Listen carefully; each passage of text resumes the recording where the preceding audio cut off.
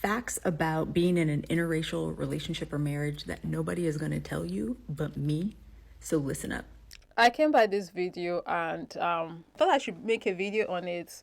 So maybe people who are thinking about doing this, or people who might find themselves in a situation where they might consider doing this if they are into that, they should know about this fact, because I thought it was very interesting, the things she shared. I've said it multiple times on here that I really don't care. Me personally, it's not for me. But yeah, just because it's not for me doesn't mean it can't be for some other people. I mean, people like what they like, and I personally don't care what people like as long as it's two consenting adults. I'm cool. I've said this on here multiple times. I really don't be giving a fuck at all.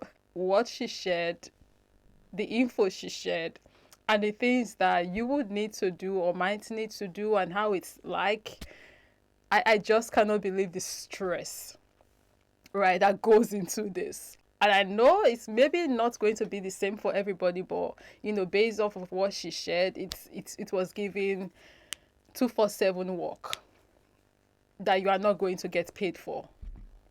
So for those of you who want to be in, like to be in, or might find yourself in the future, contemplating being in an interracial relationship, you might want to know these facts. And for the rest of us who are just watching this video because we are nosy AF and just want to know, even though we would never use this information most likely, without further ado, let's get into it. Your white partner is going to experience a decline in their white privilege, and it is going to cause a crash out like you have never seen. And here's the thing, they don't even tell the white people this. They get blindsided by it too. And the way that it works is wild. Speaking from my experience and how it went, you meet a guy, and on either side, it can be lust, like, love, whatever. Then they take you around their white friends. And now, Black women, what you need to know is a group of not racist white men, especially young white men, are always going to be cool. They're always going to think you're hot, you're cool, be totally down with however you're representing yourself and whatever. Because white men in their white privilege have the freedom to think however they want to think. It's when the company gets mixed that things start to get hinky. And by mixed company, I mean those same white guys plus their white girlfriends and wives, white family, white coworkers, white friends. Then the dance starts, because you have people who are on different levels of privilege, class, and power. And they're looking at you and they're trying to place you, and it better not be above them. So now you, as the Black girlfriend or boyfriend or husband or whatever, wife, have to do a dance. You have to position yourself between stereotype of what everybody wants you to be so that they can be comfortable in their white superiority delusion of this is what a Black person is, and that's what I need to see to know that I'm here. But you also have to be assimilated enough into white culture that you're not deemed a threat, that they can relate to you, they understand you, they see that you are parroting certain norms and things that they know that they can relax a little bit. So it's a constant dance, because do not walk into a room full of insecure white people and be all that and a bag of chips. Oh, you in danger, girl.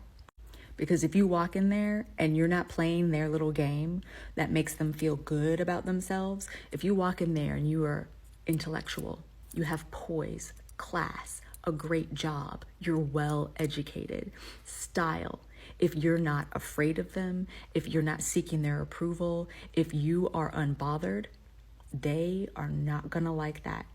And they're gonna start looking at your white partner like, how dare you bring that here?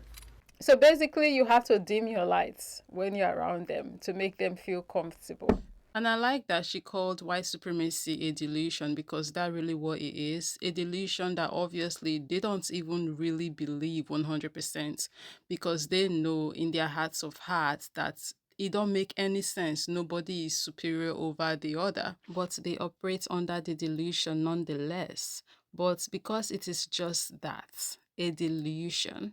When they come face to face with someone who, just by existing, just by being their authentic self and loving it and thriving, this challenges their delusion and they hit that.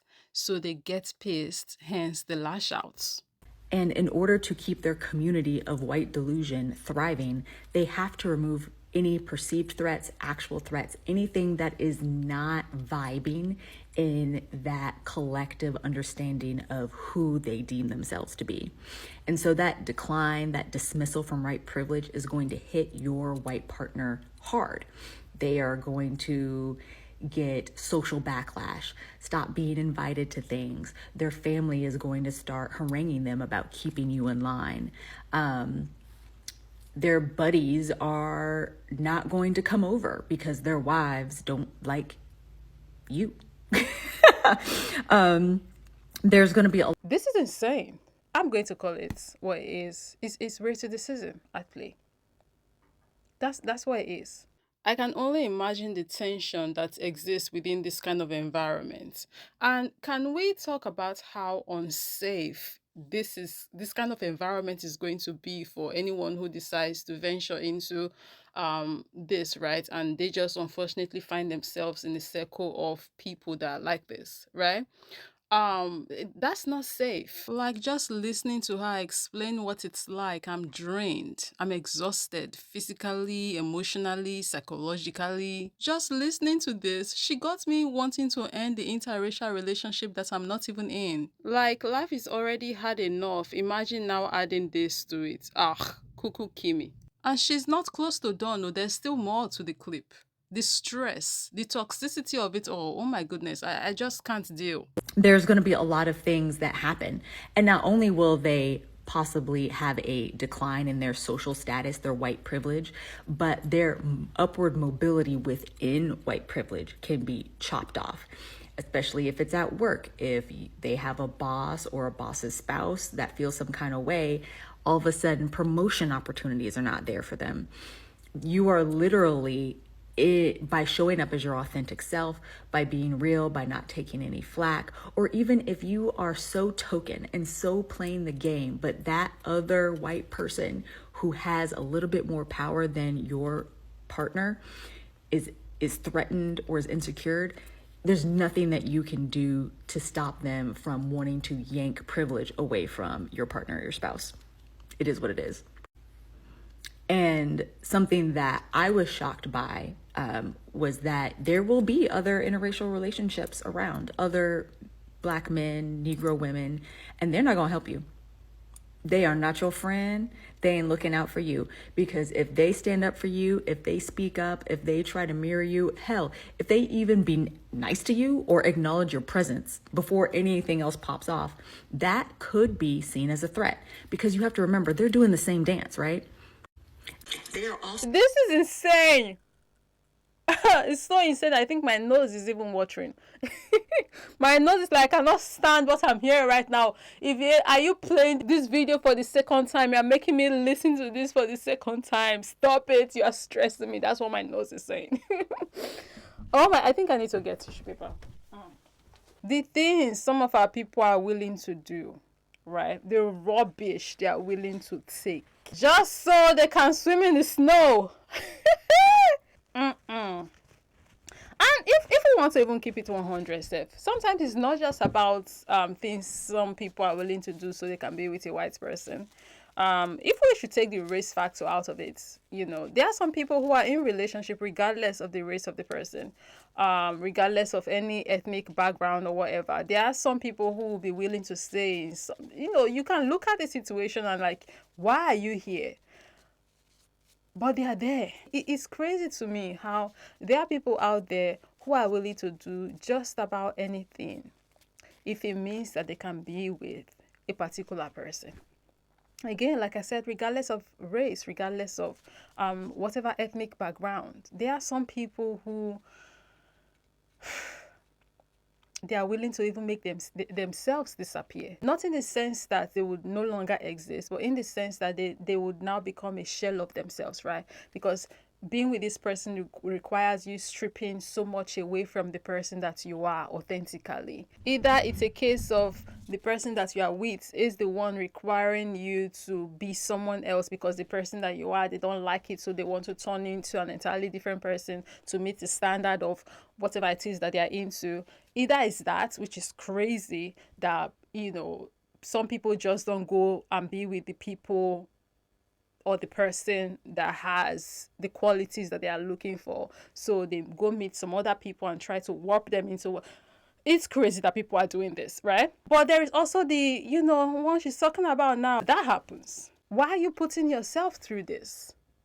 What is the reason? Why are you doing yourself this much disservice? But if you like it, I love it, I guess, because, you know, that's what you want. But that's not going to stop us watching from the outside. We watch and we judge. We watch and we call the judge. Yeah, because like some of the things some people be doing in these relationships should be a crime. Yeah. You saw a sister or a brother and you did not say hi. Not because you did not want to say hi. Not because you were not in the mood personally. You just, because we have those days, right? We just don't want to talk to people, regardless of who these people are. Sometimes I'm like, Mom, please, I don't want to talk right now. But when those days come, it's because of us and how we feel, and we are prioritizing ourselves and being selfish in the moment and caring about only ourselves, right? That's fine. It happens, right? But in this situation, that's not what is happening here. There are people out there in interracial relationships that are choosing not to want to be cool with people. Worse, people from their own communities, just because the friend group of the person that they are dating have put them in this box that they allow themselves to be in. And they are doing this to make them happy so they can continue to be. That is insane. That should be a crime. Handcuffs. What level of coonery is this? What level of coonery is this? 500 lashes. They are also having to toggle between stereotype and non-threatening assimilated token. So they are having to consciously or subconsciously protect the white privilege of their spouse and the standing of their spouse for their own self-preservation. So no, don't look to them. They ain't going to help you. And y'all ain't going to be friends. Y'all ain't going to be bonding about the nuances of being in an interracial relationship. That's not how this works. This is about isolation. And it was at this point when I was first watching this video that I could not help but think about how is all of this worth it? Like, the stress, just because you're dating a person, this is all of these hoops, all of this twisting and turning, is it worth it? This is abuse. I can't help but think about how this is abusive behavior. It is. And I'm not going to go into breaking down why. I think it's self-explanatory, right? Like, I think it's self-explanatory of how this is abusive, right? Because she even said they want to isolate you. So they're trying to do that so you would not have shoulder to lean on when need be. So you would just be stuck there in the middle of these people that obviously none of which have your back. Nah, this is sad. So if you find yourself with a white person who you might like, love, see yourself building a life with, and they have not completely deconstructed from white supremacy, delusion, from their need to have access to white power, from capitalism, from sex, from, I'm trying to think of what else, from any of these societal powers, and they have not deconstructed from that truly intentionally to the point where they've already cut out problematic friends and family, and they are no longer trying to navigate that world. If they haven't done all of that work, that will be done for them by the nature of them being with you, and your white partner will punish you for removing them from access to their white power. That's the dirty little secret that nobody talks about. When you are with an unhealed, unawakened white person who is just moving through life and thinks that their privilege is enough to allow them to date and do whatever they want and not be seen as a threat within their own society, if they have not done that soul searching work, they will drag you into the messiness that is white supremacy. They will get taken out by their own, and you will become the one that they get to punish for it. So I'm not saying nothing. Date who you want to date, do what you want to do, but I thought you should know. Me too. I'm not saying anything. I said it at the beginning. You're free to be with whoever it is you want to be with. It's a free world. It's 2025. Just, you know, move in with some discernment, I guess. I thought I should go into the comments and see what's happening in there. This person said, why am I thinking Candace Owens? Interesting thoughts. This comment says that's what happened to Prince Harry when he married Meghan. This lady said nothing but facts, just divorced my Italian American husband. This person said, I think this is why we largely see age gap relationships. Now that they've climbed the ladder, they can have what they want. So I came by this particular comment when I went to look for the comments I referenced in this video while filming, so I could add them to the video now that I'm editing. The comment reads, white man with 40 years married to a black woman. Much of what you say is true. I disassociated with many family members, owned a small business, no family pictures on desk, retired now, kids successful. It really is heartbreaking that these are the things that some people have to go through to be with someone. Love is not supposed to be this hard. It's just crazy the world we live in. Anyways, this all sounds very exhausting. But yeah, I thought I should share this video because it's quite an interesting one. Let me know down below in the comment section what you think. And of course, as always, I'll be catching you in the next one. Bye.